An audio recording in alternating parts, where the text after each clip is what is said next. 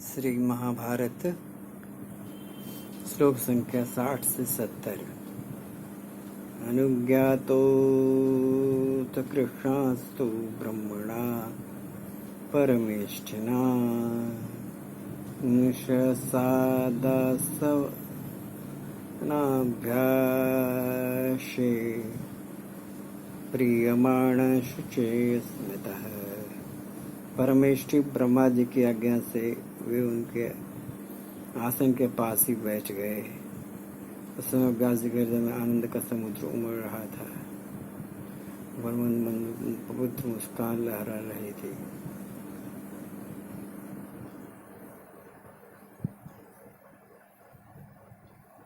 सत्तर से 80 श्री महाभारत श्लोक संख्या 70 से 80।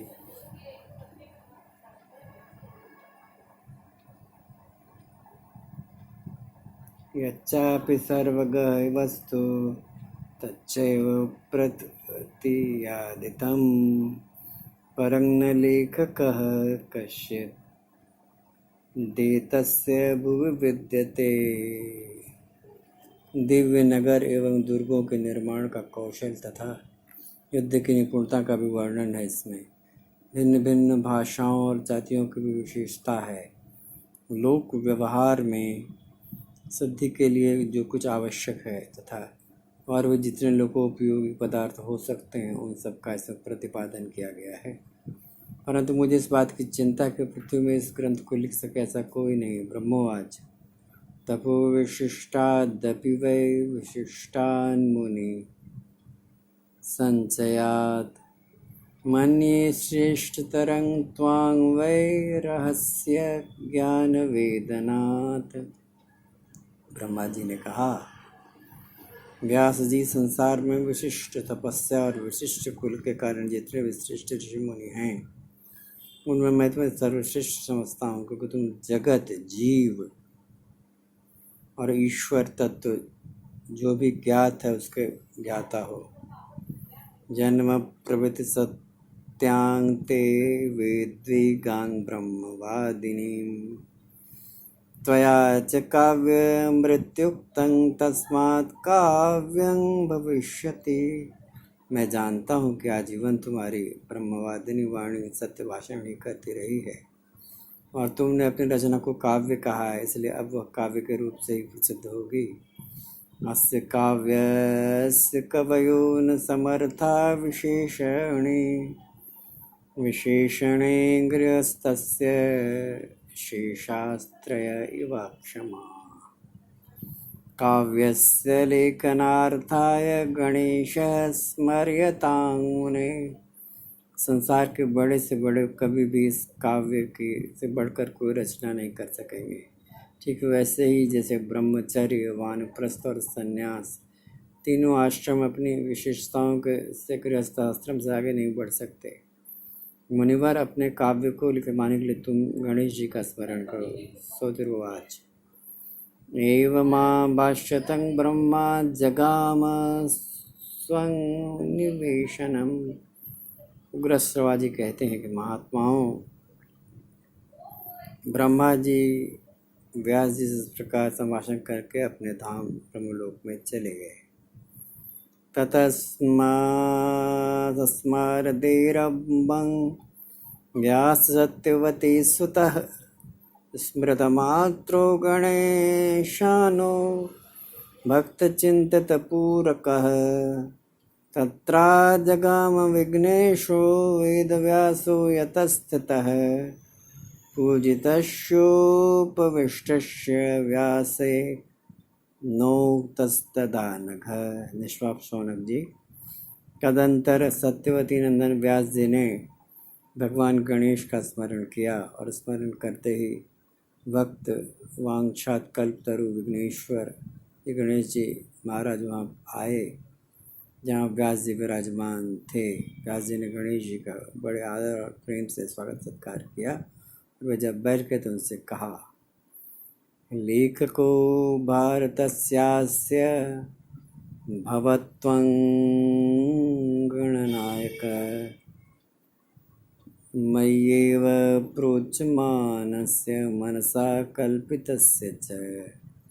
गणनायक, आप मेरे द्वारा निर्मित इस महाभारत ग्रंथ के लेखक बन जाइए।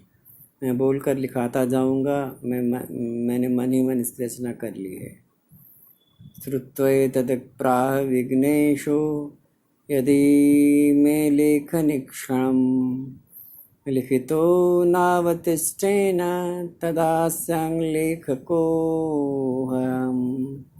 यह सुनकर विघ्नराज जी गणेश जी ने कहा, व्यास जी, यदि लिखते समय क्षण भर के लिए भी मेरी लिखनी न रुके तो मैं इस ग्रंथ का लेखक बन सकता हूँ।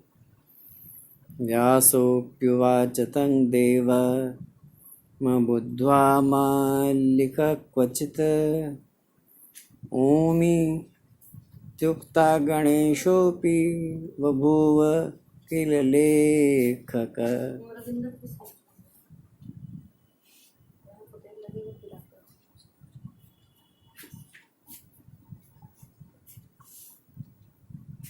व्यासोऽप्युवाच तं देव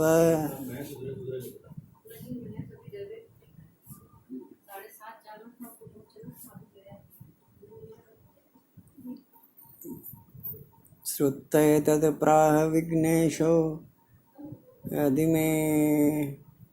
व्यासोऽप्युवाच तं देवमबुद्ध्यामखिल क्वचित् ओमित्युक्ता गणेशोऽपि बभूव किल लेखकः। व्यास जी ने श्री गणेश जी का बिना समझे किसी भी प्रसंग में एक अक्षर भी न लिखिएगा। गणेश जी ने ओम कहकर स्वीकार किया और लेखक बन गए। ग्रंथ ग्रंथि तदा चक्रे मुनिर्गूढ़ं कुतूहलात् यस्मिन् प्रतिज्ञया प्राह मुनिद्वैपायनस्त्विदम्।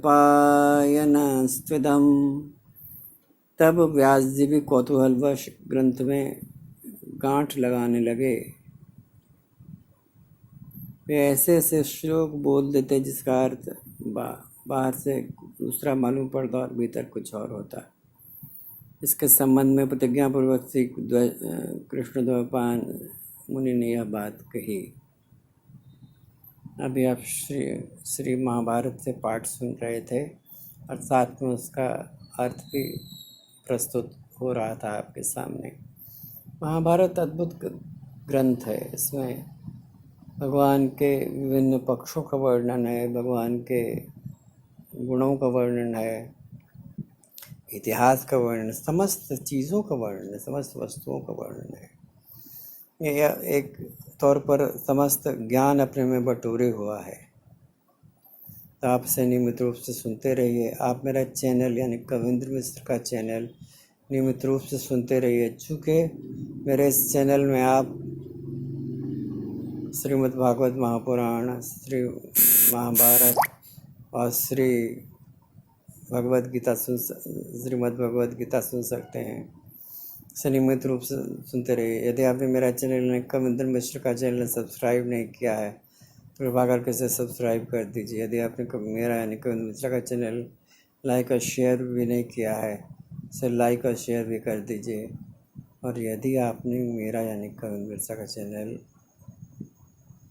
बेल आइकन भी नहीं दबा पाए किसी भी कारणवश तो उसे दबा दीजिए और आनंद लीजिए मेरे इस पाठ का। जीवन में भगवत कृपा के प्राकट्य का अनुभव करिए। ये तीनों ग्रंथ भारतीय सनातन धर्म के मूल ग्रंथ कहे जाते हैं वेदों के बाद, और वेदों के साहित्य में वेदों का उल्लेख भी है। तो आप इन ग्रंथों का सार तत्व सुन रहे हैं तो इसे सुनते रहिए। आगे आप मेरे साथ भगवत नाम संकीर्तन करिए, बड़ा आनंद के साथ करिए, जो कि कलयुग की बलनाम आधारा। तो भगवत नाम संकीर्तन करिए, मेरे साथ दोहराइएगा। ओम नमो भगवते वासुदेवाय आय। ओम नमो भगवते वासुदेवाय आय। ओम नमो भगवते वासुदेवाय वासुदेवाय वासुदेवाय। भगवान श्री कृष्ण की कृपा आप पर सदैव झरने की तरह से झरती रहे, समुद्र की लहरों की तरह भगवान की कृपा का प्रसाद आपको घेरे रखे और आपके ऊपर सुख और आनंद की वर्षा प्रभु श्री कृष्ण सदैव करते रहें। इसी मंगल कामना के साथ आइए मेरे साथ बोलिए, जय श्री कृष्ण, जय श्री कृष्ण, जय श्री कृष्ण, जय श्री कृष्ण।